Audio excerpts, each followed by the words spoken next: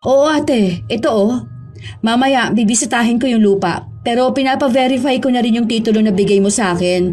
Babalik pa ako doon next week. Hindi raw nila mahanap ngayon eh. Pinapaasikaso ko na kasi magpapasukat na talaga ako ng lupa. Ha? Bakit naman ginawa mo yun ang hindi mo lang nagsasabi sa akin?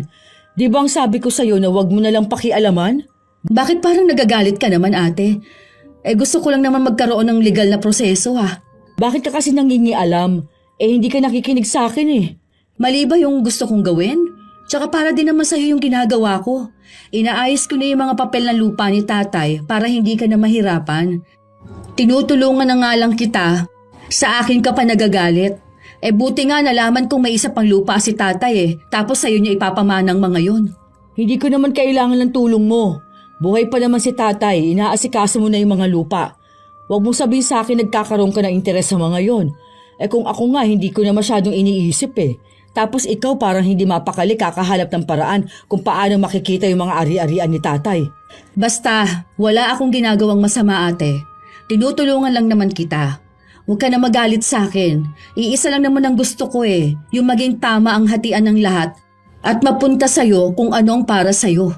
Hindi ko naman aagawin yung para sa'yo Hindi naman ako mapanlamang na kapatid. Minsan, hindi mo talaga masasabi kung hanggang kailan mo maaasahan at mapagkakatiwalaan ang iyong kapatid. Dahil minsan, sila pa ang manlalamang sayo. Katulad na lamang ng nangyari sa magkapatid na Liza at Jenilyn.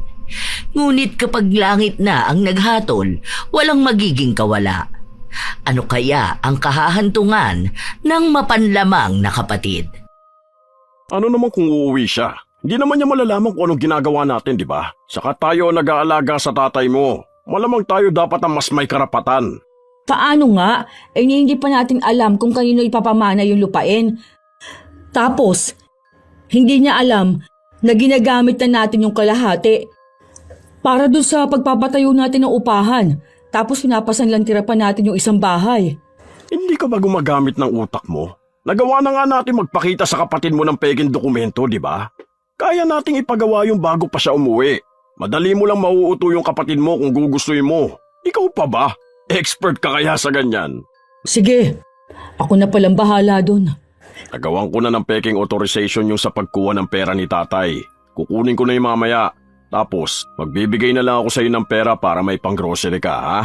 Sige lang, gagawin ko na lang mamaya yung sa peking deed of sale. Basta ikaw nang bahala sa pirma ni tatay ha. Kuwang-kuha mo pa naman yun. Sa katunayan, matagal na naming ginagawa ng asawa ko ang pamemeke ng mga dokumento. Nasa ibang bansa ang kapatid kong si Jenilyn. Dalawa lang kami kaya ako ang nag-aalaga kay tatay. May demensya pala ang tatay namin. Tuwing kada 3 taon kung umuwi si Jenilyn, tapos inaabot lang siya ng 1 hanggang 2 buwan sa Pilipinas. Wala namang problema sa mga ari-arian ng tatay namin dahil wala pa namang hinahabol ang kapatid ko. Wala siyang asawa pero may isa siyang anak na kasama niya sa ibang bansa. Kami naman ni Georgie, may 3 kaming anak. Lahat yon nasa poder namin at yung panganay ko na may asawa na. Nagpatayo ako ng bahay doon sa isang parte ng lupain ni tatay kahit na walang opisyal na paglipat ng lupa. Inaasikaso na namin yon, pero mahirap gawin dahil kailangan namin ng legal na hakbang. Ang problema, alam na ng kapatid kong tapos na kami doon dahil may dokumento na siyang nakikita. Pati yung hati ng lupa niya. Hindi niya rin pala alam na may mas malaking lupain si tatay na hindi sinabi sa amin noon. Matagal bago namin nalaman. Yon ang sinasakop namin ng asawa ko. Kapag may kinalaman sa legal na paraan, walang ginagawa ang kapatid ko dahil may tiwala siya sa akin. At nangako kami sa isa't isa na hindi kami gagaya sa ibang tao na nasira dahil sa pamana. Doon ko siya nadadaan kapag nagtatanong siya. Isang araw, tumawag sa akin si Jenilyn. Ate Liza, bale hindi ko pala kasama si Boknoy ha. Ako lang ang uuwi. Bakit hindi mo kasama? Hinihintay pa naman siya ng mga pinsan niya. Siguro next year na lang. Pinapaasikaso pa kasi yung mga papers niya. Babalik na kasi kami ng Pilipinas. ipagagawa ko kasi yung bahay namin. Di ba yung lupa ko yung dyan sa likod ng bahay ni tatay? Yun, ipapagawa ko na. Tapos yung kay Boknoy sana na lupa. Kasi nagbibinata na eh. Feeling ko malapit na ito mag-asawa. Ipapagawa mo na? Sige, ayos yan. Ipapaayos ko na sana yung lupa, tapos yung papel namin para maipalagay na sa titulo. Bakit? Pwede ka naman agad magpagawa ng bahay ah. Alam mo, dagdag gastos yan kung uunahin mo pa ang lupa. Magpagawa ka na kaagad ng bahay. Hindi ate, mas gusto ko talaga yung lupa muna para hindi ako makalagpas, di ba? Para hindi ka rin malugi. Ayoko naman na lalamang kami. Ano ka ba? Tayo na nga lang ang magkapatid. Iisipin mo pa yan? Basta umuwi ka ng Pilipinas. Plano mo ang bahay mo. Tapos ako nang bahala rito. Kahit sobra pa yan, bakit pa tayo mag-aagawan, di ba? Sure ka ba ate? Oo naman. Para nga atupagin mo na lang yung trabaho mo dyan. Ako nang bahala dito, ha? O kaya, pwede ka naman magpagawa kahit wag ka na lang muna umuwi ng Pilipinas. Ako nang bahala rito. Huwag ka mag-alala. Ipagpapagawa ko talaga ng bahay ninyong ibibigay mo sa akin. Hindi naman kita lolokohin, ano? Miss ko na rin kasi si tatay. Ilang taon na rin naman uuwi ka na ulit Ayaw mo yun? Pag uwi mo next year, tapos ang bahay mo. O ako nang bahala dun. Yun na nga ate, isa rin kasi yan sa iniisip ko. Baka matanggal ako sa trabaho. Kaso kasi, iniisip ko yung bahay. Nahihiya na rin naman ako sa inyo ni Kuya Georgie Para naman kaming naging pasanin, di ba? Kayo na nga ang nag-aalaga kay tatay Tapos dagdag pa ako. Alam mo para kang tanga. Bakit mo naman iisipin yung ganyan, ha? Malamang magkapatid tayo, pamilya tayo. Walang problema sa akin kung anong gusto mong ipakisuyo sa akin. Akala mo naman ibang tao ka. Sino ba magtutulungan? Malamang tayong magkapatid lang. Sige pala ate. Basta sure ka na okay lang sa inyo, ha? Oo nga, ang kulit naman. Ito si tatay kausapin mo. Dahil nga nagiging isip bata na si tatay, wala siyang masabi sa kapatid ko. Nag-uusap silang dalawa pero hindi gaanong maintindihan ni Jenilyn ang sinasabi sa kanya. Matapos ng usapan nila, nagpaalam na ang kapatid ko.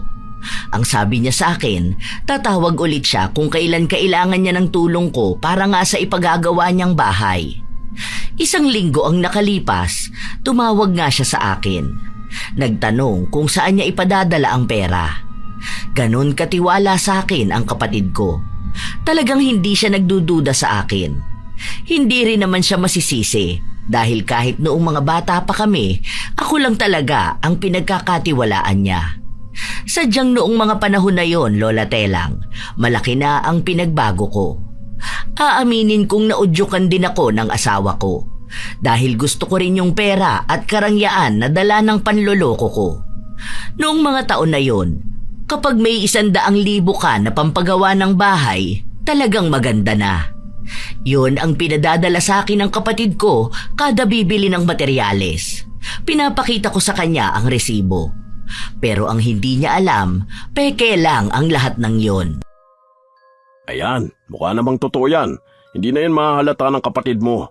Hindi niya naman alam kung saan yung resibo na yan Nasa ibang bansa naman siya Hindi niya alam kung totoo nga na may ganyang bilihan ng materyales. Hindi ba parang ang laki ng 45K para sa mga gamit? Nakalagay dyan lahat semento, buhangin, bubong. Sabihin mo sa kanya na yan lahat ng gamit. Yung balance ka mo, pambayad sa labor. Malamang sasabihin mo sa kanya na kailangan magbayad ng tao Wala nga naman bibili lang ng gamit. Sino magtatayo ng bahay? Sige, ako nang bahala riyan. Anong gagawin pala kapag nanghingi siya ng picture? May ginagawang bahay dun sa kabila. Kukunan ko ng picture at videos. Ako nang bahala dun. Basta yan, may peke na tayong resibo. Hindi na niya mahahalata. Bobo naman yung kapatid mong yun Utuin mo lang yun, paniniwalaan na niya lahat na sasabihin mo sa kanya. Sige, ako na bahala. Yung mga papel pala i-edit mo lang yun yung sa deed of sale. Oo, yun na nga ang ginagawa ko. Pengi nga munang 50K. Magkakasino lang kami. Babalik din naman ako bukas. Huwag ka na kaya magkasino. Alam mo naman na yun lang ang kasiyahan ko Saka konting pera lang naman yun. Ang yaman ng tatay mo, ang laking pera kaya nang nakukuha niyan. Tapos may kapatid ka pa sa ibang bansa na nagpapadala ng pera sa'yo, di ba? Sige na, hayaan mo na ako. Sige na nga.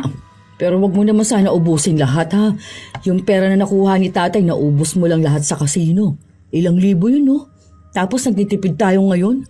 Yung mga anak natin, sagot din natin sila. Buti nga, hindi umuwi si Jeneline eh. Baka mamaya makahalata yun dito. Di yan. Kaya mo naman ang kapatid mo, no? Ikaw pa ba? Ang laki kaya ng tiwala niya sa'yo. Tunay naman talaga na malaki ang tiwala sa akin ng kapatid ko. Ilang araw pa ang lumipas, nagpapakita ako sa kanya ng mga peking litrato ng bahay niya. Minsan naman, nagdadahilan ako, lalo na at ako ang nagbabantay kay tatay. Minsan tumatawag siya, gusto niyang makita ang bahay. Pero pinapakita ko sa kanya na makulit si tatay at inaalagaan ko. Hindi naman siya nakakaapila kapag ganun ang ginagawa ko. Basta lagi ko lang sinasabi sa kanya na magtiwala lang siya sa akin. Hanggang sa naubusan na kami ng pera kasusugal ng asawa ko. Tapos, lahat pa ng mga anak ko maluluho. Kaya tumawag ako kay Jeneline. Oo nga, ang daming gastusin dito sa bahay. Ito nga yung ospital ni tatay oh. Hirap kasi siyang huminga ng mga nakaraang araw eh. Alam mo naman kailangan ko siyang bantayan. Tapos nagpalit siya ng gamot. Mas mahal ito. Wala na kasi akong pere. Yung nakuha niya naman, pinabili ko ng pagkain dito sa bahay. Kailangan kasi ni tatay ng mga prutas. Hindi ko nga gaanong mabudget eh. Ganun ba? O sige ate, magpapadala ako. Pero pwede bang bukas na lang? Sarado kasi yung bank ngayon. Sige lang, okay lang. Basta sabihan mo ako kung magpapadala ka na ha. Para alam ko, busy kasi ako mag-alaga kay tatay. Ang kulit. Sobrang hindi ko rin pwedeng basta iwan to eh. Kaya hindi ako makapag-update sa bahay mo. Alam mo ba, nung nakaraan, kukuha sana ako ng video sa bahay mo. Tapos tatawagan na lang sana kita. Kaso, si tatay ayun, nagtatatakbo sa labas. Muntikan pang tumawid. Grabing kaba ko nun. Hala, buti na lang naabutan mo agad. Yun na nga. Kaya nga hindi ko maiwan-iwan. Grabe. Kaya pasensya ka na ha kung hindi ko maipakita yung paggawa ng bahay mo. Pero okay naman, mabilis yung mga nakuha namin magtrabaho dun. Kumusta naman si Kuya Georgie? May work na ba siya? Oo, namamasukan nga siya doon sa ginagawa mong bahay. Kako, doon na lang muna siya habang naghihintay pa siya ma-process yung papel niya. Ang hirap pala talaga makapunta sa Brazil, ano? Bakit kasi hindi na lang siya dyan? Mag-alaga na lang kaya kayo ng manok? Mag-farm kayo, baboy, ganun. Gusto nga namin yun. Ang kaso lang, paano yung puhunan, di ba? Alangan namang gastusin ko yung pera ni tatay. Sa kanya pa nga lang kulang na. Hayaan mo, kapag naibenta ko itong bahay namin, bibigyan ko kayo ng panimula, ha? Ibebenta mo ang bahay niyo dyan?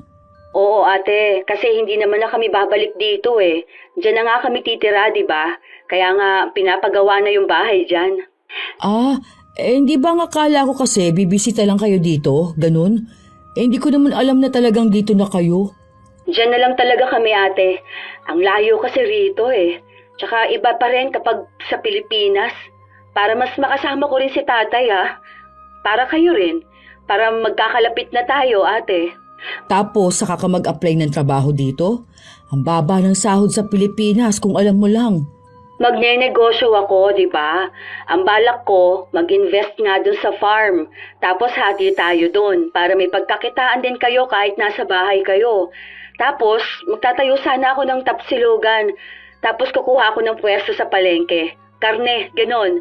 Kapag meron na tayong maayos na farm. Yung ganun sa pangarap natin noon, no? Yun na nga. Kaya nga gusto ko na yun matuloy. Pero alam ko namang matutuloy yun. May tiwala naman ako. Sige, next year na para makauwi ka na, no? Miss na rin kita eh. Miss ko na nga talaga kayong lahat dyan. Ang hirap kapag nasa ibang bansa ka. Talagang aasamin mo yung bansa mong sinilangan.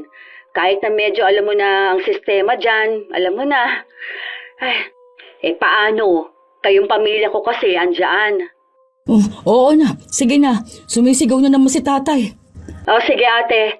Ingat kayo dyan palagi, ha? Excited na ako sa bahay ko. Kahit na ang katotohanan ay wala talagang bahay na nagawa para sa kapatid ko. Wala kahit na ano. Yung sinasabi kong pwesto niya, naroon, may mga malalaki pa ring damo. Ang daming kasinungalingan na sinabi ko para lang makakuha kami ng pera sa kanya. Naghihintay rin ako ng pera na makukuha ni tatay, pero 3 araw na ang lumilipas, wala pa ring binibigay sa akin si Georgie. Yung pera ni tatay, kailan kaya yun? Nakuha ko na yun. Kaso natalo ako sa sugal. Nanalo na nga ako nung una kaso ayun, natalo rin. Bakit? Hindi ba nagbigay yung kapatid mo? Akala ko ba magpapadala siya ngayon? Hihingi nga sana ako ng 20 mil Nag-aaya na naman sila sa akin. Bakit hindi mo malang sinabi sa akin? Yung mga anak natin naghihintay ng pera, magbabayad pa tayo ng bills. Hindi ko naman kasi alam na kailangan mo yung pera. Kaya mo, next month na lang ulit. Saan naman ako kukuha nung ibibigay ko sa mga bata? E di, sabihin mo sa kapatid mo na nasa ospital ngayon ang tatay nyo. Sige na, kaya mo na yan. Ano ka ba? Gawa na lang ako ng fake medical certificate. Kapag tumawag sa'yo, sabihin mo sa kanya, mahina signal sa ospital. Magtrabaho ka kaya muna. Hindi pa ba trabaho tong ginagawa ko? Aba, akala mo mura lang tong pamimeke ng mga dokumento? Kahit sa rekto ka magpunta, hindi nila magagaya yung gawa ko. May fake ID pa ako nagawa na hindi nakikita ng iba ang pagkakaiba. Yung pirma, doon ako magaling. Pero iwasan mo naman yung pagsusugal mo. Kailangan natin ng pera. Kailangan maipagawa na yung bahay ni Jeneline. 1 taon pa naman bago umuwi yun. Ang gawin mo, kumbinsihin mo na ang tatay mo na mailipat sa pangalan mo lahat ng lupain. Basta nasa iyo na yung lahat, hindi na yun mahahabol ng kapatid mo. Saka mo ibenta tapos lumayo tayo. Paano ko nga magagawa yun nang wala si Jeneline? Nang hindi niya nalalaman. Saka may sakit nga si tatay, di ba? O kaya, ibenta natin yung lupa. O paano yung deed of sales? Madali lang yung pekein, ano ka ba? Para namang hindi ko pa hinagawa. Hindi ba tayo mahuhuli nun? Ang bebentahan natin yung mga taong walang alam gaano. Yung kapag tinignan nila ang papel, iisipin nila na yun ang totoo. O kaya, sanla, di ba? Hindi nila basta mahahawakan ng totoong dokumento. Pwede natin siyang pekein, pati yung pirma at authorization letters. Kaya natin yan, huwag kang mag-alala. Akong bahala dyan. Magaling ang asawa ko kapag may kinalaman sa mga pamemeke. At yun nga ang nagawa niya. May mga binentahan kami ng lupa na hindi tiningnan kung totoo ang hawak nila. Nung mga panahon na yon, hindi naman lahat ng tao may alam sa pagbili ng lupa. Yung iba matatanda na. Tapos, yung iba naman wala talagang kaalam-alam sa proseso. Basta nagpanggap ang asawa ko na abogado namin. May pirma din kasi ni tatay. May ID. May mga papeles pa kami na pineke ang stamp. Talagang mukhang makatotohanan. Kung hindi susuriin ng mabuti at hindi ikukumpara sa kinauukulan, paniniwalaan talaga na totoo. Kasi, aminin man sa hindi, marami talagang tao ang walang alam sa pagbili ng lupa. Yung iba naman sinanla na lang namin. Kapag sa sanla naman, minsan 3 hanggang 4 na tao ang nakakatanggap ng iisang papeles. Dahil sanla lang naman yun, nasa 5 taon ang usapan. Wala sa kanya ang titulo ng lupa. Ang meron lang sa amin ay yung peking kasunduan na may notaryo pa. Asawa ko lang din ang gumawa nun. Dahil nga sanla lang, hindi nila pwedeng tayuan ang bahay yun. Talagang bakante lang ang lugar. Nakuha namin ang pera, pero sadyang ang bilis maubos. Lumala ang pagiging sugarol ng asawa ko. Naging malala rin ang pagiging maluho ng mga anak ko. Minsan pa, nagkaroon ng malakas na bagyo. Apektado ang lugar namin. Nakuha ko yung dahilan para sabihin sa kapatid ko na nasira ang bahay niya. Nakakatakot nga eh. Akala ko talaga katapusan na ng mundo. Takot na takot talaga ako nun eh. Gumuho talaga lahat, ate? Oo, nakita mo naman yung picture, di ba? Natakot nga kami. Akala namin pati yung bahay guguho rin eh. Nilipad nga yung bubong sa kabila. Si tatay takot na takot. Hala, nakakaloka naman pala yan, ate. Pero ang mahalaga doon, buhay kayo, ligtas kayo. Kaso paano naman yung bahay mo? Patapos na yun eh. Okay lang yun, ate. Ganun talaga eh. Natural, disaster yun eh. Hindi naman natin yun mapepredict. Pwede pa naman ako magpatayo ulit sa susunod. Baka kapag pauwi na lang ako dyan. Malapit na maibenta yung bahay dito eh. Sige, basta lagi ka mag-iingat dyan ha. Papadala ako ng pera sa'yo, ate. Pagawa mo yung bubong na tinangay, ha? Tapos, pang grocery nyo dyan, tsaka pambili nyo ng mga gamit na nasira. Ay, salamat naman sa Diyos at maayos kayo. Sadyang mabait ang kapatid ko, kaya madali lang siyang mauto. Ni hindi man lang siya nagduda nung sinabi kong gumuho ang bahay niya, na dapat aalamin niya muna kung totoo bang sa amin tumama ang bagyo. Oo, may bagyo nung panahon na yon, pero hindi apektado ang lugar namin. Pinakita ko lang sa kanya ang litrato na kuha ng asawa ko sa ibang lugar. Hindi rin totoo na nilipad ang bubong ng bahay. Sinabi ko lang yon para maawa siya. At naging epektibo naman. Nagpadala siya ng pera sa amin pero mabilis lang ding naubos. Paulit-ulit lang ang ginagawa namin. Kapag nakakakuha ng pera ang asawa ko sa pera ng tatay ko, ipinangsusugal niya. Tapos yung kalahati para naman sa mga anak namin. Walang nagbabago. Nandadaya pa rin kami ng mga pirma at papeles dahil nagsasanla pa rin kami ng lupain. Pati yung bahay ni tatay, nakasanla na rin. Minsan pa, tumawag sa akin ang kapatid ko. Ang sabi niya, uuwi siya sa susunod na linggo. Paano yan? Anong sasabihin ko kay Jeneline? Paano kapag nakita niya yung bahay niya na hindi naman talaga nagiba? Ako nang bahala doon. Pwede naman tayo maglagay ng peking pundasyon doon. Sasabihin na lang natin na yun na lang ang natira. Kasi nga nalinis na natin yung mga nagiba. Bakit ba lagi ka na lang tensyonado? Siyempre, baka mamaya mahuli na tayo. Gaano raw ba siya katagal dito? Hindi ko nga alam eh. Pero ang sabi niya babalik din daw siya. Hindi ko lang alam kung anong balak niyang puntahan at gawin dito. Baka naman gusto niya lang makita si tatay. Hayaan mo siya. Di naman di mapagduda yung kapatid mo na yun eh. Alam mo naman na isang salita mo lang sa kanya, paniniwalaan ka na niya, di ba? Unahan mo na agad ng pagpapaawa. Tapos yung mga papel dyan, ako nang bahala doon. May mga stamp din naman ako. Tapos yung mga pirma, gayang-gaya ko yun. Huwag lang siyang pupunta mismo para ipacheck kung tunay yun. Sana nga wag. Anong sana? Huwag talaga. Gawan mo ng paraan para hindi siya magpunta doon. Ano ka ba? Kapag nahuli tayong peke lahat ng papel natin, makukulong tayong dalawa.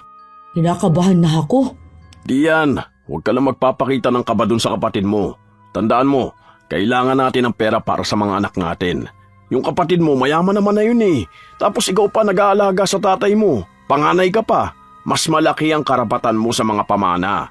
Kaya wala kang ginagawang masama. Minsan talaga sa buhay, kailangan mo maging mapanlamang. Dahil hindi ka aasenso kung hindi ka man lalamang ng iba. Baka kasi nagbago na yung kapatid ko eh. Na baka ngayon naghahanap na siya ng totoong papel. Wala naman sigurong nakapagsabi sa kanya, no? Hindi naman siguro siya nakahalata. Hindi yan, kapatid mo pa rin yun. Bunso pa rin. Kaya maging matapang ka bilang panganay. Ipakita mo sa kanya mas higit ka sa kanya. Ipaglaban mo rin ang karapatan mo. Mas pinakinggan ko ang asawa ko nung mga panahon na yon, Lola Telang. Siya rin kasi ang gumagawa ng paraan para magkaroon ng mga peking ipapakita sa kapatid ko. Hanggang sa dumating na nga ang araw na umuwi na siya. Wala naman siyang tinanong na kung ano-ano. Tiningnan niya yung bahay na pinapagawa niya. Nagawa naman ang paraan ng asawa ko. Yung mga bitak na pader na nakuha niya sa kabila, inilagay niya sa isang gilid. Kaya nagmukhang nilinisan yon. Hindi rin siya nagtanong tungkol sa lupa dahil yung buong araw na yon, nasa bahay lang siya. Si tatay ang kasama niya. Tapos kaming pamilya. Hindi niya pala kasama ang anak niya kaya alam kong babalik pa yon ng ibang bansa. Kinabukasan, maaga akong gumising para lang magluto. Good morning, ate. Ang aga mo naman gumising. Oo, ganito talaga gising ko. Magluluto pa kasi ako eh. Alam mo naman si tatay kada umaga lagi naghahanap yun ng pagkain. Kaya dapat nakapagluto na rin ako. Oo nga pala, ate. Bakit parang nadaan ako doon sa kabilang bahay? May nakatira pala doon? Oo, hindi mo pala alam? Kasi nga si tatay kailangan ng pera noon tapos pinaupa na lang muna namin. Alam ko na sabi ko sa'yo yun eh. Pumayag ka naman. Sinabi mo sa akin? Hindi ko alam. Hindi ko naman maalala. Oo, sinabi ko yun. Halak ka. Baka nagiging makakalimutin ka na niyan, ha? Baka nga. Nitong mga nakaraan kasi nai-stress ako eh. Nagkaroon kami ng problema doon sa bentahan ng bahay. Yung mga papers. Kaya nga umuwi ako agad rito eh. Bakit ka nga pala umuwi? Anong dahilan? Aasikasuhin ko na yung lupa ko. Ipapaayos ko na yung papers. Tapos itatransfer ko sa anak ko yung isa. Kako sa kanya, magpatayo na siya ng bahay dito dahil balak na ata nilang magsama ng girlfriend niya. Kako bago siya mag-asawa magpatayo siya ng bahay. Yung papel talaga ng lupa ang uunahin? Hindi ba pwedeng magtayo na muna sila dyan? Hindi naman kasi pwede yon ate. Ayoko namang maging unfair sa inyo yung ganun. 3 ang anak mo. Malamang kapag lumaki at nagkaroon ng asawang mga yun magpapagawa din sila ng bahay. O isaan naman sila magpapatayo kung sakali mang masasakop namin. Gusto ko kasi yung tama lang sana ang hatian. Hindi kami susobra. Ano ka ba? Pamilya tayo. Hindi na para isipin pa kung anong sobra at hindi. Bigla ko kasing naalala yung kina Tita Jen. Paano? Ngayon, nagtatalo-talo sila sa lupa. Palagi naman nagtatalo yung mga yun, di ba? Anong bago dun? Mga bata pa lang tayo, halos magpataya na sila para lang maangkin ang lupa ng kung sino sa lahi nila yung sa atin lang ang hindi nila makuha dahil wala silang kahit na anong hawak. Tsaka hindi naman to pamana kina tatay. Sila mismo ang bumili nito. Yung mga anak kasi nila ang nagtatalo-talo ngayon. Ayoko namang mangyayari yun sa mga anak natin na sila yung mag-aaway ng dahil lang sa lupa. Hindi naman siguro.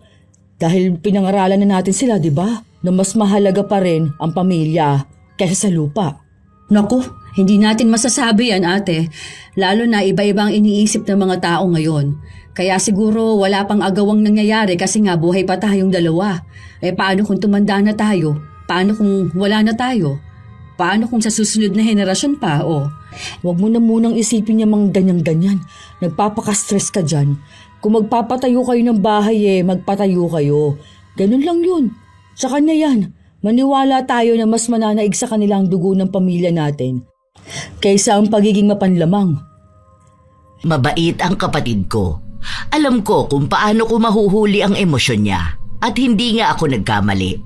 Pero ramdam ko na may kaunti pa ring pagpupursige sa kanya na pangalanan ko na ang lupa. Hindi pwede yun. Dahil ang titulo na hawak niya, peke lang yun. Akala ko nga nun, maayos na ang lahat. Tumigil na siyang magtanong tungkol sa lupa.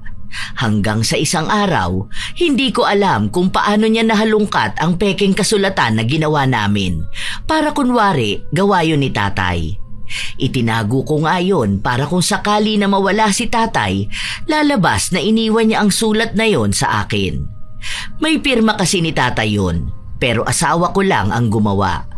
Detalyado lahat doon. Nakalagay na may isa pang ari-arian si tatay na sa akin mapupunta. Hindi ko alam. Saan mo ba nakita yan? Ang dami naman kasing gamit ni tatay, hindi pa ako naglilinis. Tignan mo nga yan. Puro papeles na hindi ko maintindihan. Wala akong oras magtrabaho Basta ang ginawa ko, lahat ng gamit na pinagsama-sama ko lang dyan. Ano bang nakalagay dyan? Ibibigay raw sa yung lahat ng ari-arian niya.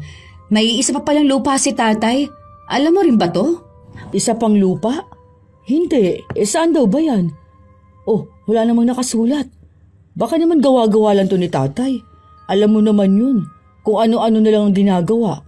Nung nakaraan nga, naghahanap siya sa akin ng papel at susulatan niya raw si nanay. Nililigawan niya raw yung magandang babae. Minsan nagsusulat siya tapos nakapangalan sa kung kanino. Pipirma siya.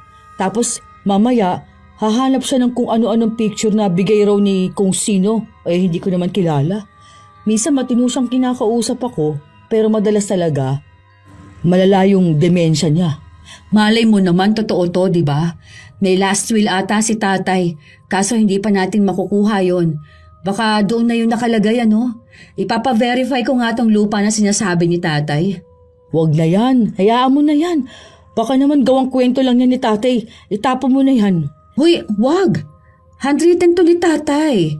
Kung totoo ngang may iba pa siyang lupain, sa'yo yun mapupunta. Itabi lang to para kung kailanganin. Ayaw mo ba nun? O may ebidensya kang may papakita kapag nawala na si tatay?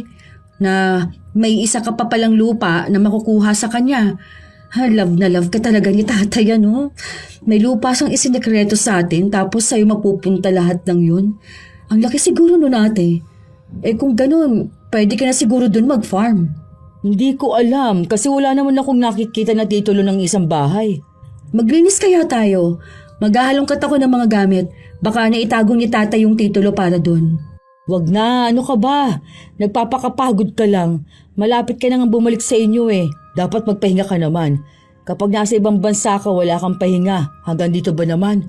Umayos ka nga dyan. Hayaan mo na yan. Buhay pa naman si tatay. Mas mahalaga yon. Kung makikita man natin yung titulo at kung totoo nga na may iba pang lupa si tatay, di maayos. Sa ngayon, hindi ko na iniintindi yung ganyan eh. Huwag ka na rin magpaka-stress ha. Sure ka ba? Bakit hindi ka excited na malaman yun? Sinabi ko na nga sa'yo, aanhin ko naman ang lupa na yun sa ngayon. Basta ang iniisip ko si tatay, nakasama pa natin. Pero mas maganda kung malaman natin kung totoo nga. Hindi naman ako maiinggit doon ate, ano ka ba?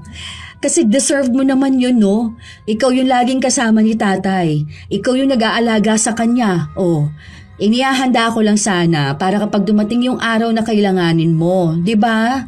Huwag mo nang intindihin yun. Sa susunod na lang yun. Darating naman ang araw para dun. Yung ngayon ang intindihin natin. Kaya huwag ka na dyan dahil sobrang maalikabok dyan. Akala ko nung mga panahon na yon ay nakumbinsi ko na ang kapatid kong tumigil sa paghahalungkat ng mga papeles ni tatay. Natatakot akong makita niya ang peking last will na gawa namin. Kulang na lang doon yung pirma ni tatay at ang marka ng daliri niya. Para maging patunay na galing talaga sa kanya yon. Kung may last will na galing sa abogado niya, maipapakita ko yon na pwedeng ginawa ni tatay bago siya mamatay. Hindi ko naman kasi akalain na magiging interesado ang kapatid ko sa mga papel ng ari-arian ni tatay. Hanggang sa ilang araw pa ang lumipas, malapit na siyang umalis.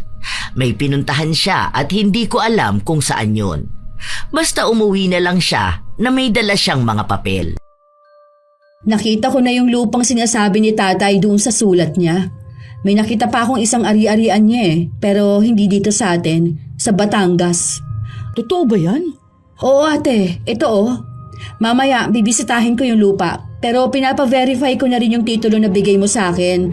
Babalik pa ako doon next week. Hindi raw nila mahanap ngayon Pinapaasikaso ko na kasi magpapasukat na talaga ako ng lupa. Ha? Bakit naman ginawa mo yun ang hindi mo lang nagsasabi sa akin? Di ba ang sabi ko sa'yo na wag mo na lang pakialaman? Bakit parang nagagalit ka naman ate? Gusto ko lang naman magkaroon ng legal na proseso Bakit ka kasi nangingialam? Hindi ka nakikinig sa akin Mali ba yung gusto kong gawin? Tsaka para din naman sa'yo yung ginagawa ko. Inaayos ko na yung mga papel ng lupa ni tatay para hindi ka na mahirapan. Tinutulungan na nga lang kita. Sa akin ka pa nagagalit. Buti nga nalaman kong may isa pang lupa si tatay Tapos sa'yo niya ipapamanang mga yun. Hindi ko naman kailangan ng tulong mo. Buhay pa naman si tatay, inaasikaso mo na yung mga lupa. Huwag mong sabihin sa akin nagkakaroon ka ng interes sa mga yon. Kung ako nga, hindi ko na masyadong iniisip Tapos ikaw parang hindi mapakali kakahalap ng paraan kung paano makikita yung mga ari-arian ni tatay. Basta, wala akong ginagawang masama ate. Tinutulungan lang naman kita. Huwag ka na magalit sa akin. Iisa lang naman ang gusto ko yung maging tama ang hatian ng lahat at mapunta sa'yo kung ano ang para sa'yo. Hindi ko naman aagawin yung para sa'yo Hindi naman ako mapanlamang na kapatid. Hindi ko alam kung bakit kinakabahan ako dahil iniisip ko na malapit na kaming mahuli ni Jenilyn. Isang gabi, pag-uwi ng asawa ko, saka ko siya kinausap. Gawa mo ng paraan para umuwi na agad yung kapatid mo. Kung ano-ano yung hinahalungkat niya Baka mamaya magpunta pa yan doon sa lupa tapos makikita niya yung mga binakod natin doon. Baka doon na niya malaman na isinanla natin yung ibang parte. Tapos ibinenta kahit na peke naman ang mga papel. Sinasabi ko sa'yo, pareho tayo makukulong nito. Naiinis nga ako. Hindi naman siya nakikinig sa akin. Kahit na anong sabihin ko sa kanya, ginagawa niya pa rin kung ano yung naiisip niya. Hindi ka kasi nakinig sa akin Ang sabi ko sa'yo noon na gumawa tayo ng paraan para mamatay na yung tatay niyo. Wala namang magiging habol ang kapatid mo doon. Lalo na kapag nakita na yung peking sulat na gawa natin. Ang tigas kasi ng ulo mo. Ano ba naman yun? Parang sinabi mo na rin sa akin na patayin ko ang sarili kong ama. Yun lang naman ang tamang paraan, di ba? Hindi na sana nagkaroon ng problemang ganito. Ngayon, malabong hindi na nagdududa yung kapatid mo sa'yo. Gagawan ko na lang ng paraan. Baka mas lalo siya magduda sa'yo. Ay, ito na nga ba sinasabi ko eh. Di mo kasi pinigilan. Paano ko ngang pipigilan na hindi ko nga alam na gagawin niya yon? Wala naman siyang pakialam nun sa mga lupa ni tatay eh. Nagbabago kasi ang mga tao.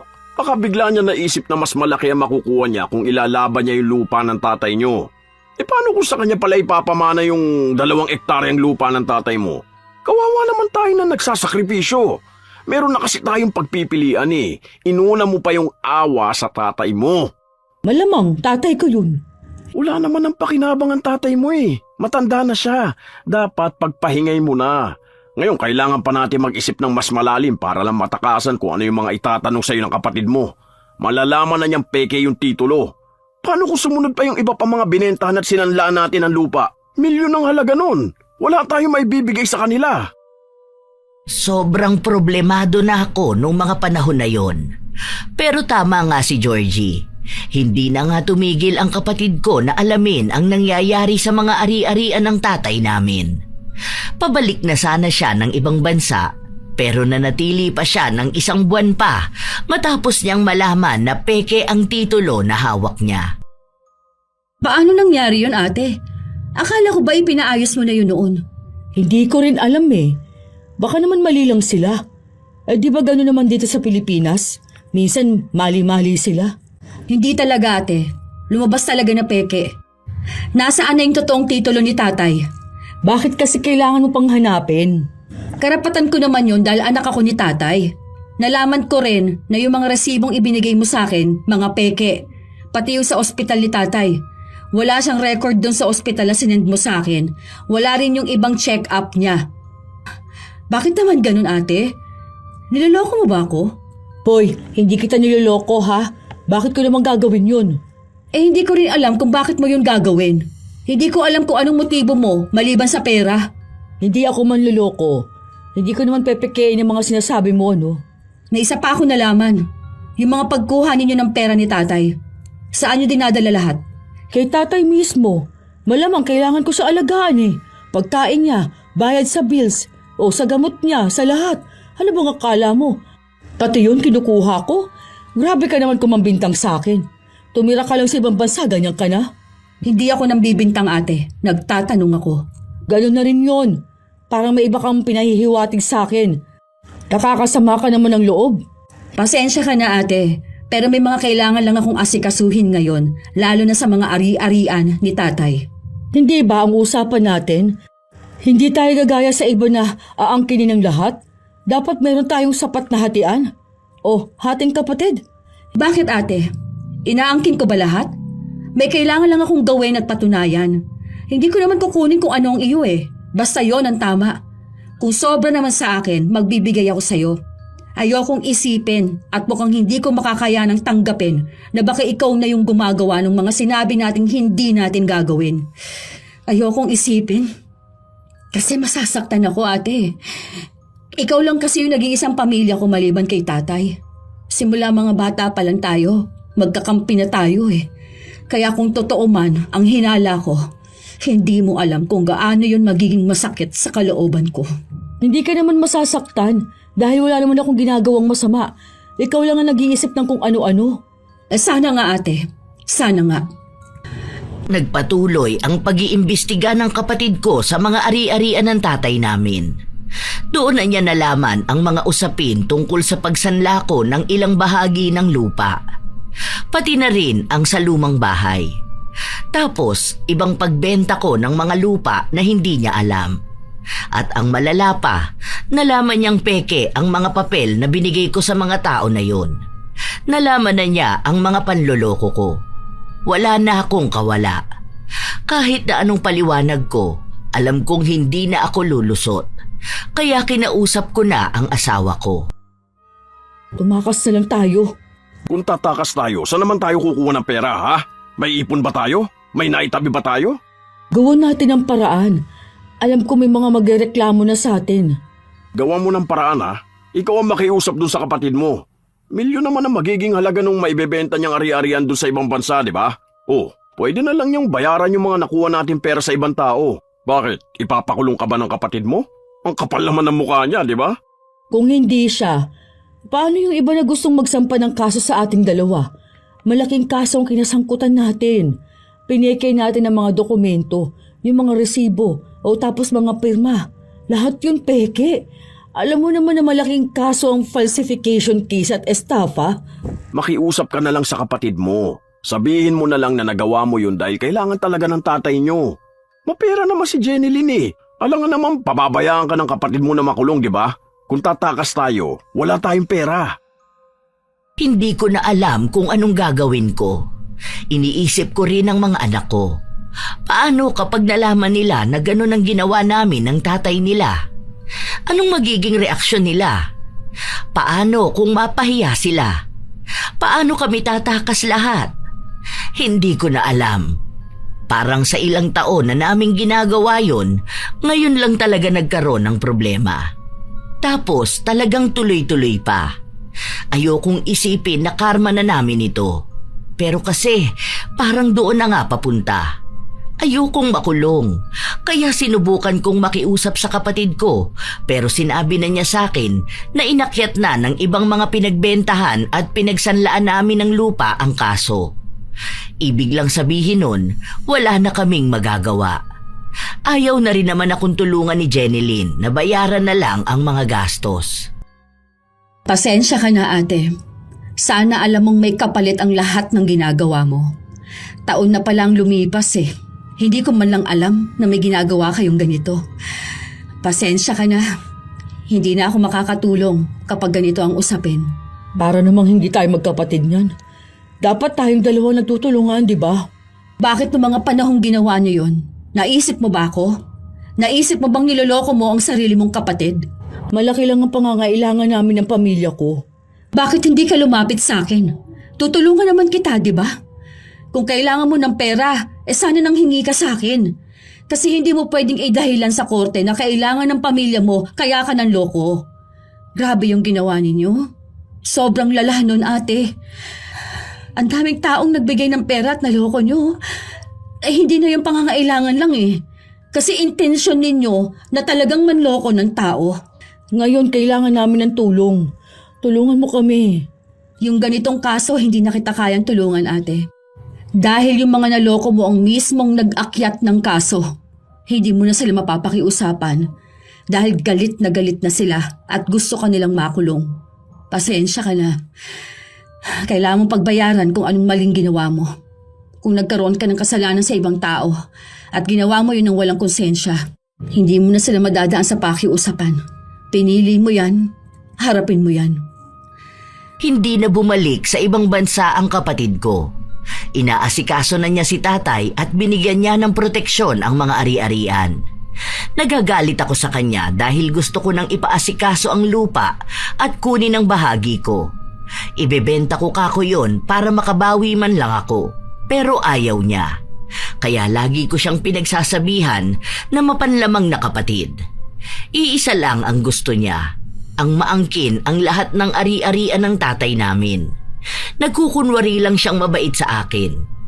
Isang araw, nakita ko siyang kinukuha si tatay. Saan mo dadalhin si tatay? Ilalayo ko na muna siya rito, ate. Saka yung sa pera na pinagkukunan ninyo gamit ang peking authorization letters, naka-alert na kayo sa kanila. Oras na gawin niyo ulit ang pagkuha ng pera, pwede na kayo makulong. Katulad ka lang din pala ng mga kamag-anak natin eh. Nangako tayo noon na hindi natin sila gagayahin. Pero anong ginawa mo ngayon? Ako pa ngayon ang pagsasabihan mo ng ganyan, ate. Bakit? Sino ba sa atin ang unang gumawa ng mali? Sino ba ang nanloko? Ha? Nakagawa ako ng isang pagkakamali. Pero matatabunan na ba noon ang lahat ng ginawa kong kabutihan? Pati na rin yung pag-aalaga ko kay tatay? Hindi ko alam kung anong gagawin ko ngayon, ate. Basta ang alam ko lang, kailangan ko munang mailayo si tatay sa inyo. Dahil baka kung ano pang gawin ninyo ng asawa mo. Talagang pinabayaan ako ng kapatid ko. Ang tinutulungan niya ay ang mga anak ko na wala pang alam sa nangyayari sa amin ng tatay nila. Yung asawa ko naman laging nawawala. Laging nasa sugalan. Hindi ko pa alam kung marami ba siyang utang, pero alam kong marami ngayon dahil wala na kaming nakukuhang pera. takot na ako. Lalo na habang lumilipas ang mga buwan, talagang umuusad ang kaso. Hindi na sila madaan sa pakiusapan. Hindi ko na madala sa mga salita ko ang kapatid ko. Hanggang sa isang gabi, nagmamadali ang asawa kong umuwi. Bilisan mo, kunin mo na lang yung mga kailangan mo. Ha? Anong nangyayari? Bakit ka ba nagmamadali? May humahabol ba sa'yo? Basta bilisan mo na lang, aalis tayo. Magtatago tayo. Saka ko na lang ipapaliwanag sa'yo. Hindi ko alam kung bakit, pero nagmadali na lang akong kunin ang mga importante naming gamit. Isang bag lang ang bitbit namin dahil nagmamadali talaga ang asawa ko. Hindi ko alam kung saan galing ang pera niya, pero may nagamit kami para makasakay ng bus at pambayad ng roro. Nagtungo kami noon sa Mindoro. Sa Tagum parte. Hindi ko alam kung sino yung kamag-anak niyang nandun, pero mukhang may alam siya sa lugar na yon. May tinirhan kaming maliit na bahay. Nagpakalma muna kaming dalawa bago namin pinag-usapan ang nangyari.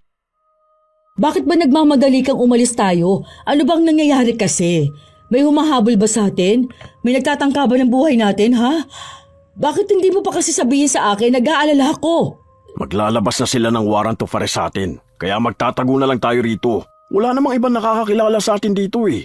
May pinsan ako rito pero mas maaasahan ko naman siya kaysa dun sa kapatid mo. Huwag mong kausapin kahit sino kakilala mo ha. Dahil baka isuplong nila tayo. Lalo na yung kapatid mong dahilan kung bakit tayo naging wanted. Saan ka kumuha ng pera? Eh di ba wala kang kahit na magkano? Malaking pera yung nakita ko sa bag mo kanina. Hindi na mahalaga yun. Basta nakaalis na tayo. Hindi mo na problema kung anong ginawa ko para magkaroon ng pera. Paano naman yung mga anak natin doon? Ano na mangyayari sa kanila? Baka naman mapahamak sila. Hindi naman sila mapapahamak. Dahil hindi naman sila kasali sa kaso eh. Tayong dalawa lang. Siguro naman hindi sila pababayaan ng kapatid mo. Malambot ang puso ng kapatid mo pagdating sa mga pamangkin niya. Sadyang may galit lang yun sa'yo kaya ayaw kang tulungan. Hanggang kailan tayo ganito? Hanggang kailan tayo magtatago? Naging wanted na tayo nito. Hanggang sa humupa na yung issue. Pwede naman tayo magtagal dito eh. Walang magtuturo sa atin dito. Wala ring nakakaalam ng kaso natin. Ang layo na natin para mahabol pa nila tayo hanggang dito, no? Magpapalit naman tayo ng pangalan at pagkatao natin eh. Huwag ka lang tanga para hindi tayo mahuli ha. Nai-stress na ako. Ano na mangyayari sa buhay natin ito? Huwag mo sabihin na habang buhay na tayo magtatago sa kanilang lahat. Paano na tayo? Paano na natin makakausap ang mga anak natin? Paano kung kailangan nila tayo? Baka nahihirapan na rin sila. Ano na? Hindi ko kaya yung ganito lang tayo. Di ko alam. Sa ngayon, wag na muna yun ang isipin mo. Ang mahalaga, nakatakas tayo. Anong gusto mo, makulong tayo ng ilang taon? Dahil ako ayoko nun. Wisit kasi yung kapatid mo eh. Hindi sana ganito yung pagdaraanan natin. Doon na nagsimulang maging magulo ang buhay namin. Lumabas ang mga mukha namin sa dyaryo. Kaya bibihira lang kaming lumabas. Walang trabaho. Naging matiisin sa gutom. Walang kahit na anong koneksyon sa mga anak ko. May cellphone ako pero tinago ng asawa ko. Para daw hindi ako makipag-usap sa kahit na sino. Sobrang gulo na ng utak ko. Ang masasabi ko lang, Lola Telang, hindi ko na kaya. Ang dami kong pagsisisi sa buhay ko. Maayos naman sana ang lahat, pero bakit umabot na ako sa ganitong punto? Nagtatago na ako mula sa mundo. Naaawa ako sa mga anak ko dahil alam kong nakarating na sa kanila ito. Paano kung mapahamak din sila? Kung mapahiya sila dahil lang sa ginawa ng mga magulang nila? Hindi ko na alam. Tapos yung tatay ko rin iniisip ko. Hindi ko na siya nakakasama. Pati ang kapatid ko. Tuwing gabi, lagi na lang akong umiiyak. Lagi kong sinisisi ang sarili ko. Desisyon ko yun noon, kaya walang ibang dapat managot kundi ako. Doon ko rin napagtanto na ganun pala talaga ang karma, Lola Telang. Matagal man naganap, pero talagang lumalapit pa rin sa panahong akala mo ay kalmado ang lahat. Siguro, mga halos 4 na buwan kaming nagtago ng asawa ko, hanggang sa naisipan ko ng sumuko. Sinabi ko sa kanya yon, pero nagalit siya sa akin. Talaga bang nababaliw ka na? Kailangan nating harapin kung ano yung ginawa nating mali. Dapat alam natin na sa ganito talaga tayo mauuwi. Nanloko tayo ng tao eh. Batas na yung kinalaban natin. Umpisa pa lang na ginawa natin ito, alam na natin kahahantukan natin kapag nagkahulihan na. Di ako papayag na makukulong ako. Ayoko! Pero ano ba tong ginawa natin? Eh di ba, kinukulong din naman natin ang sarili natin? Andito tayo, hindi naman tayo malaya. Parehas lang yun. Lalo lang natin pinapalala yung sitwasyon natin. Mas maganda na kung pagbabayaran natin yung kasalanan natin. Hindi naman kasi magiging ganito kung inayos mo lang sana lahat. Kung ginawan mo ng paraan, hindi yung lahat na lang inasa mo sa akin. Ikaw ang may kasalanan kung bakit ganito nangyari sa akin. Hindi lang ako ang may gusto ng ganito. Baka nakakalimutan mong dalawa tayo at mas malaki ang naging pakinabang mo. Karma na natin ito. Wala nang naiwan sa atin kahit dignidad, said na said. Karma mo lang ha, nadamay lang ako. Ikaw lang dapat ang nakakaranas ng karma, hindi ako. Ngayon sa akin mo nilang ibanabato lahat. Kung hindi ka lang sana naging sugarol at inuubos ang lahat ng pera natin, sana hindi ko to gagawin. Huwag lang sa akin ang bato ng kasalanan dahil hindi lang akong gumawa nito. At hindi ko naman yung magagawa kung wala kang malaking parte, di ba? Sa'yo lahat galing ng peking dokumento, pati yung mga peking pirma. Huwag kang magpanggap na parang hindi mo rin naman ginusto na maging mapanlamang na kapatid. Naiinggit ka talaga sa kapatid mo, di ba? Kasi siya may magandang buhay habang ikaw nag-aalaga ng tatay mo na hindi mo alam kung may pamana ka bang makukuha o sa kapatid mo lang ibibigay lahat. Karma mo lang to, hindi ako kasama. Nadamay lang ako sa'yo. Ito na talaga ang karma ko. Pati asawa ko pinaparamdam na sa aking ako lang ang may kasalanan ng lahat. Nawala na talaga ang lahat sa akin. Hindi ko na alam kung may pwede pa akong kapitan. Ginawa ko to. Malamang sa akin ang lahat ng bagsak ng sisi at galit. Lalo na ngayon na tumakas at nagtago pa ako. Magiging mas mabigat palalo ang kaso ko. Hindi lang dito sa lupa, kundi pati na rin sa langit. Ito na ang parusa sa akin. Nawalan na ako ng pamilya, nawalan ako ng asawa at dignidad. Wala na akong mukhang ipapakita sa ibang tao. Dahil malamang kahit mga anak ko, ikahihiya na ako ang naging nanay nila. Sobrang na-stress ako. Wala na nga kaming makain, hindi pa ako makakain. Hindi ako makatulog dahil para akong laging binabangungot. Lagi ako nagigising sa 10 oras ng gabi dahil pakiramdam ko nasa isang madilim akong lugar na hindi ako makatakas. Yung asawa ko pa laging naging aligaga. Hanggang sa naisipan kong buksan ang cellphone ko. Maya-maya pa, nabasa ko ang mga text sa akin ng kapatid ko. Sinasabi niya sa akin na sumuko na lang ako para kahit papaano ay bumaba pa ang sentensya ko. Hindi ko alam kung anong gagawin ko dahil natatakot ako. Nagulat din ako nung tumawag sa akin ang kapatid ko. Hindi ko alam kung bakit sinagot ko. Ate? Hello, ate. Ate, alam ko naririnig mo ko. Please, hanggat may pagkakataon ka pa, huwag mong palalain ang problema mo. Alam mo bang lagi kang hinahanap ni tatay? Lagi niyang tinatanong kung nasaan ka. Kahit na hindi niya maalala kung sino ka.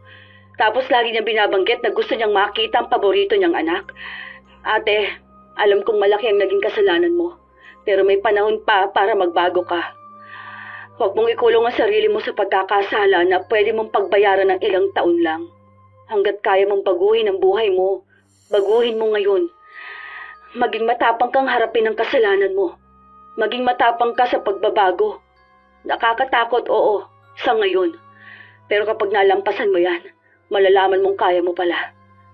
Sige na ate, nakikiusap ako sa'yo. Sumuko ka na bago pa mahuli ang lahat. Hindi ako sumagot. Pinatay ko agad ang tawag. Pati ang cellphone pinatay ko. Talagang natatakot ako. Naguguluhan ang utak ko. Ang daming tumatakbo na kung ano-ano. Iniisip ko na paano kung sumuko ako. Pag-uusapan ako ng mga tao. Kapag hindi ako sumuko, lalo akong pag-uusapan. Mas lalo akong malalayo sa mga anak ko at sa buhay na dapat meron ako. Pero paano ko kukumbinsihin ang asawa ko na sumuko na kami? Isang gabi, habang nasa bahay kami, nakapatay lang lahat ng ilaw. Nakasilip siya sa bintana na para bang may mga taong minamatyagan kami. Hindi ka ba napapagod sa ganito? Lagi na lang tayo nagtatago. Lagi na lang tayong takot. Hindi tayo makatulog ng maayos. Hindi tayo makakilos. Para na rin tayong nasa bilangguan nito. Pwede ba manahimik ka na? Ang sabi ko huwag ka magsasalita dahil baka marinig nila tayo. May mga nagbabantay na sa atin, kaya huwag ka magulo dyan. Ayoko na ng ganito. Sumuko na tayo. Tanggapin na nating mali tayo. Tanggapin na nating may kasalanan tayo. Na ito na yung kabayaran sa mga kasalanan natin. Na karma na to. Hindi ako susuko kahit na anong mangyari. Patayin na lang nila ako kesa ikulong nila. Hindi ko to karma dahil hindi ako naniniwala sa karma. Yung ibang tao nga mas malala pa ang ginawa kaysa sa akin eh. Bakit sila hindi nakakarma, ha? Bakit mo ba tayo ikinukumpara sa kanila? May kasalanan tayo. Ano kailangan natin gawin? Malamang ang sumuko at tanggaping mali tayo. Nanloko tayo at lumabag tayo sa batas. Kahit na anong mangyari, hindi ako susuko. Bahala ka kung gusto mo makulong, basta ako hindi ako makukulong. Hindi ako papayag na sisintensya nila ako. Kaya kong magtago at tumakas. Subukan na natin magbagong buhay. May panahon pa naman. Para sa mga anak din natin. Hindi naman siguro habang buhay ang magiging sentensya natin, lalo na kung susuko tayo ng kusa at aakuin ang kasalanang ginawa naman talaga natin. Pag sinabi kong hindi, hindi. Huwag mo ko idadamay dyan sa kaduwagan mo. Sumuko ka mag-isa mo. Ayaw talaga ng asawa ko. Nagmamatigas siya. Pero ako, habang tumatagal, lagi kong naiisip ang sinabi sa akin ng kapatid ko. Gusto ko ng pagbabago. Kung hindi ako kikilos ngayon, alam kong lalala lang ang lahat. Hindi ko na hinintay ang asawa ko. Hindi ko na siya pinilit. Isinuko kong mag-isa ang sarili ko. Iniisip ko na lang na parang wala na rin naman sa akin ang lahat. Kaya bakit hindi ko papanindigan ang kasalanan ko?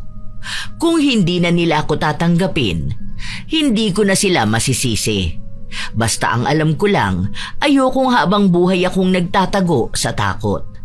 Ito ang unang beses na nagdesisyon ako para sa sarili ko. Nakulong ako noon, Lola Telang. 6 na taon ang naging sintensya ko.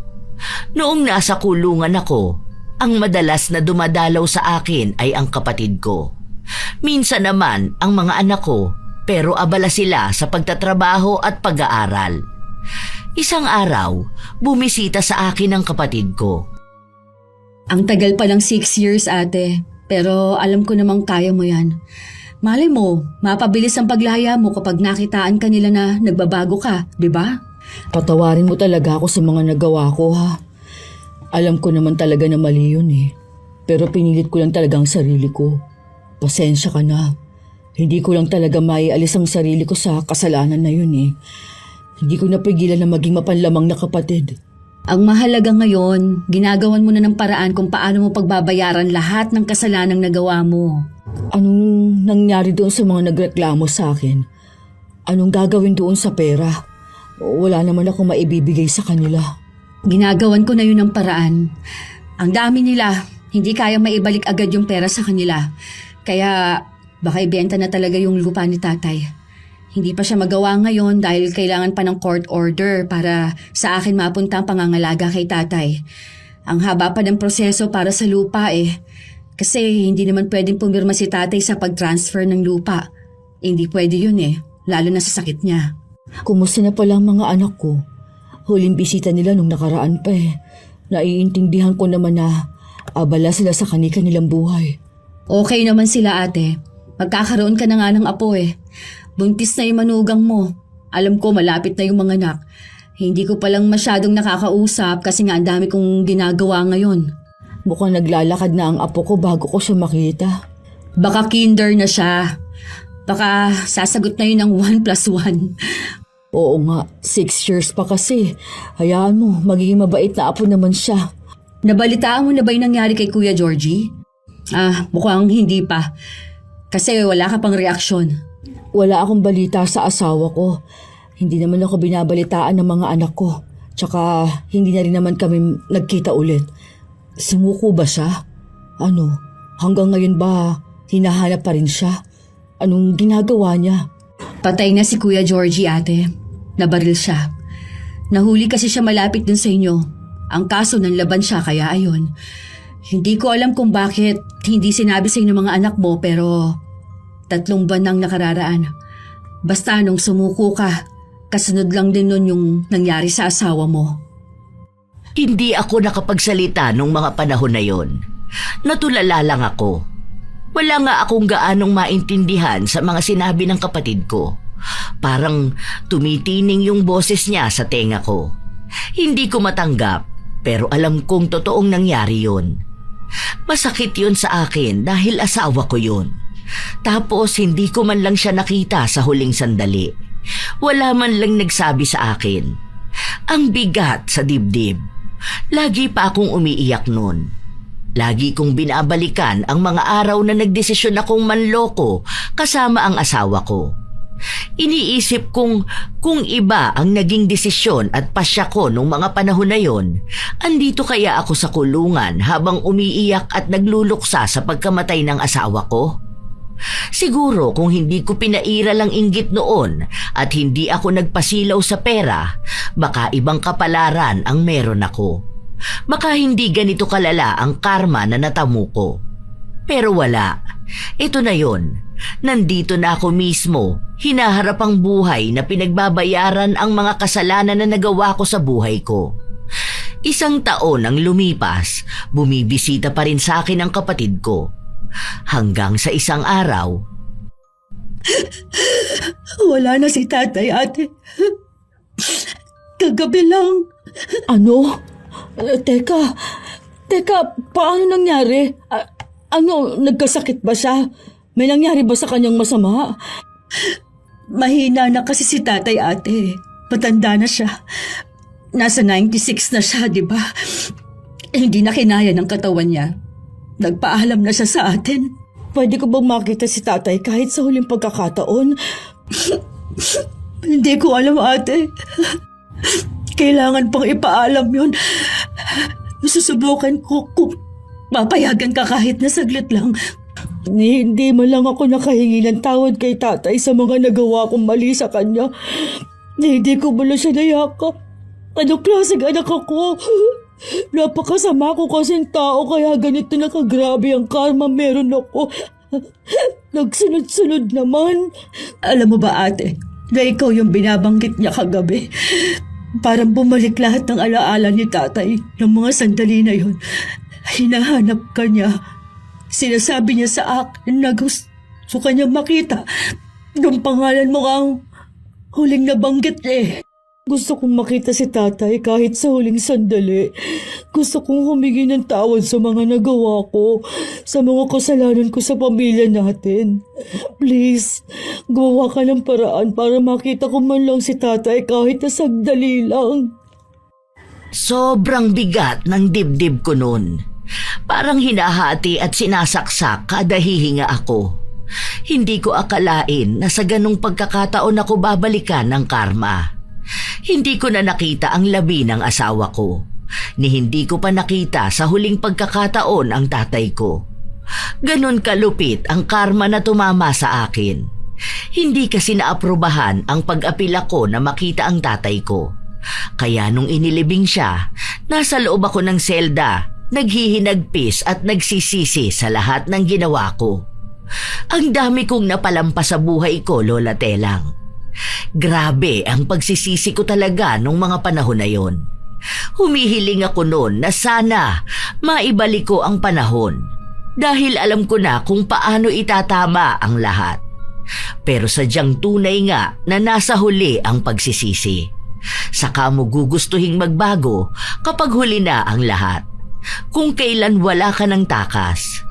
Sa 6 na taon kong nakulong, ang dami kong natutunan. Doon din ako napalapit sa Diyos. Ang dami kong isinuko na kasalanan at pangako ng pagbabago. Makalipas ang 6 na taon, doon ako nakalabas.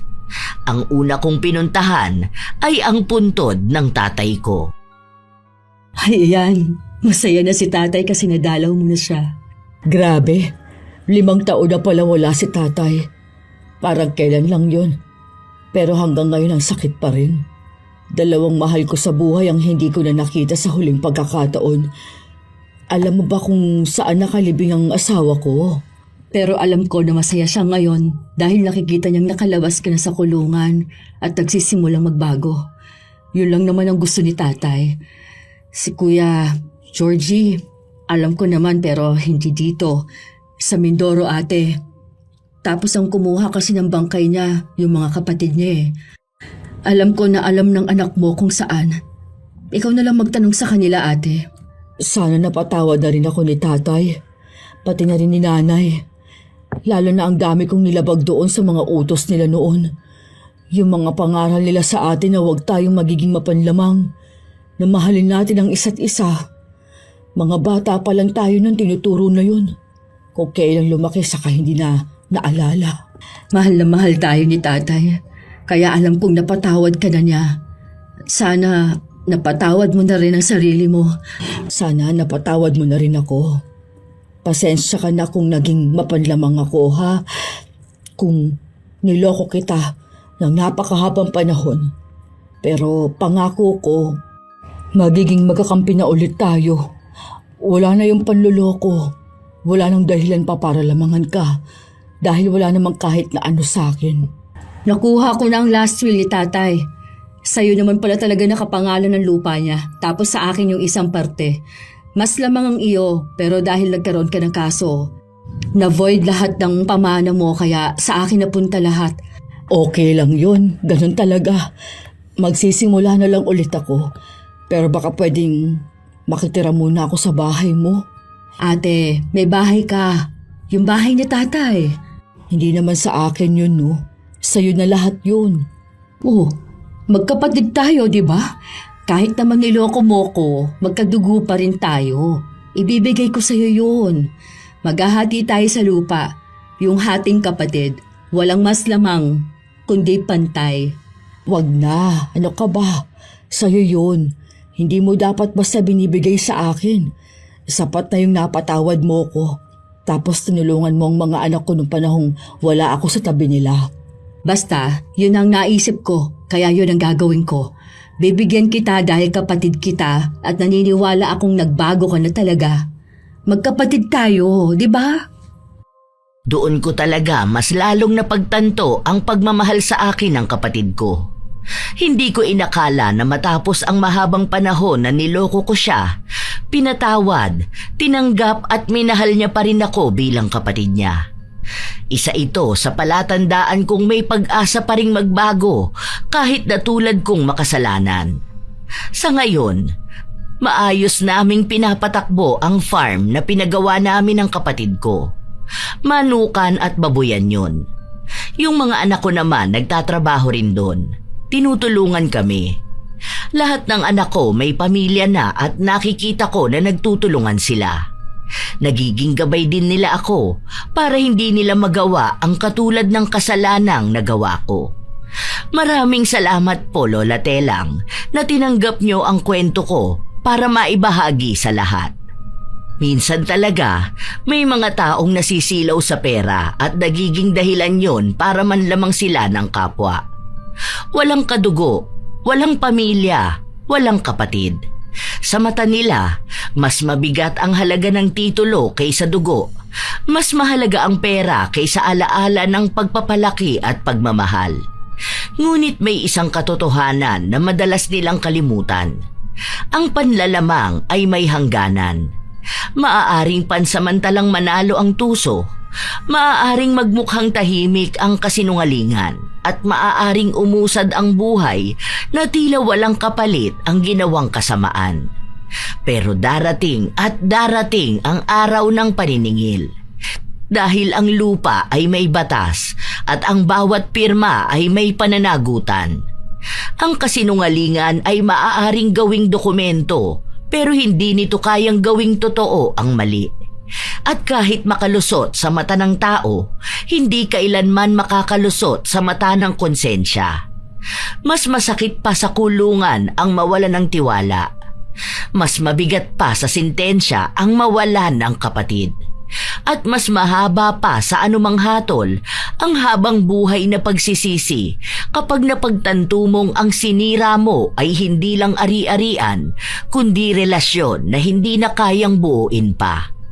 Ang kayamanan ay maaaring mawala at bumalik, ngunit ang tiwala kapag nawala, bihira nang maibalik. Ang pagiging kapatid ay hindi nasusukat sa hatian ng lupa, kundi sa kung paano mo piniling manatiling tapat kahit may pagkakataong manlamang. Tandaan, ang mapanlamang ay maaaring magtatagumpay sa simula, pero laging talo sa dulo. Sapagkat dalawang batas ang nilabag. Ang batas ng tao at ang batas ng langit. Walang tagong sapat. Walang pirma ang makapagliligtas at walang pera ang kayang ipambayad sa karma.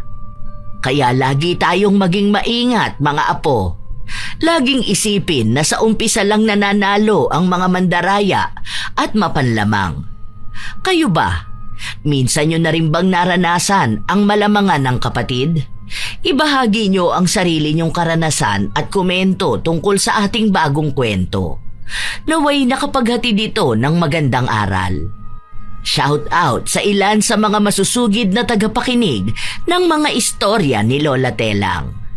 Jessica Marie Ramos, Zane Axel Ranada, Ethel Gachi, Buong Espina Garments, Lydia Lopez, Manilin Ornopia, Ian Precioso, Gracia Balitaan, Norma Credo, Sean Chris Hart, Elizabeth Hardenil, Crisostomo Family from Bataan, Jeric Mark Longakit, Marlene Guevara, Jocelyn Morilla from Mindoro, Samuel Kit Maniego, Mel D from Malaysia, Pamela Allen, Lorena Morate. Maligayang pagtatapos kay Victoria Alexa Grape. Ito ang inyong Lola Telang at maraming salamat sa palagi ninyong pakikinig, mga mahal kong apo.